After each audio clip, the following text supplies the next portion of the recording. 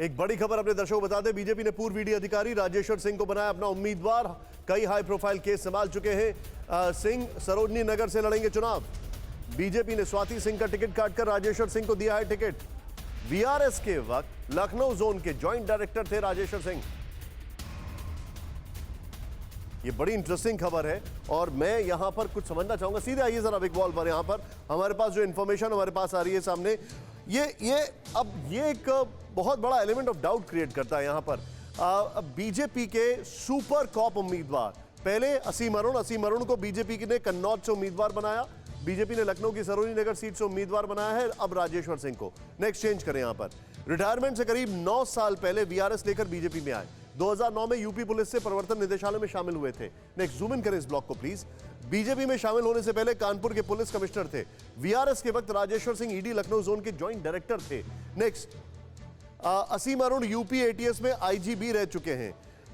2G spectrum कोयला Commonwealth games की जांच में शामिल रहे हैं। मैं जाऊंगा ये वॉल और शॉट्स के साथ, मैं सीधे चलूंगा। राजेश जी, मैं एक चीज समझना चाह रहा हूं यहां पर। ये मेरा सवाल थोड़ा सा मैं इसको क्रिटिकल एनालिसिस अगर करूं, अगर इस तरीके से आईएएस आईपीएस ऑफिसर आना उनकी कोई मनाही नहीं है, बिल्कुल आ सकते हैं, लेकिन वीआरएस लेके आना, तो फिर जो इन्होंने काम किया है वो काम पहले किस एजेंडे के तहत किया, कैसे किया, वो क्वेश्चनेबल हो जाता है। निशांत जी, ये तो आप सवाल उठाना ही बंद कर दीजिए, इसलिए क्योंकि पत्रकारों को ये सवाल उठाना ही नहीं चाहिए। क्योंकि इस मुल्क का जो मुख्य न्यायाधीश रहा, जिसने राम जन्मभूमि जैसा फैसला दिया, जो खुद एक मुकदमे में खुद एक विवाद में फंसा रहा, रिटायरमेंट के तुरंत बाद राज्यसभा का सदस्य बन गया भारतीय जनता पार्टी का, तो नैतिकता और अनैतिकता का तो सवाल तो यहीं खत्म हो गया। जो राजनीतिक पार्टी नैतिकता का जितने बड़ा दावा करती है, वो उतना ही बड़ी प्लम पोस्टिंग अपने जो लघुए भगवे होते हैं उनको दे देती है। मैं बिल्कुल स्पष्ट रूप से कहता हूं, जो आपकी मददगार अफसर होगा, उस मददगार अफसर को आप जो है केक दे देंगे रिटायरमेंट के बाद। तो जनता जो है उस पर नजर नहीं डालती। जनता के लिए ये इंपॉर्टेंट है कि राजनीतिक पार्टी क्या कर रही है।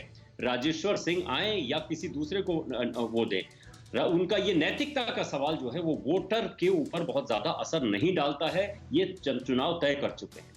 सबसे बड़े से बड़ा माफिया, बड़े से बड़ा अपराधी चुनाव जीतते रहे, बल्कि खुशी से जीतते रहे, लोग उनको तालियां बजा करके जिताते रहे हैं। तो हम ये सवाल कर क्यों रहे हैं? ये तो भारतीय राजनीति का अधःपतन की भी इंतहा है। और ये सिर्फ एक उसकी बात नहीं कर रहा हूं मैं, बिल्कुल राजेश्वर सिंह की बात नहीं कर रहा हूं। आप कांग्रेस को, मार्क्सवादी कम्युनिस्ट पार्टी को आप किसको नहीं, मतलब किसको हटाएंगे?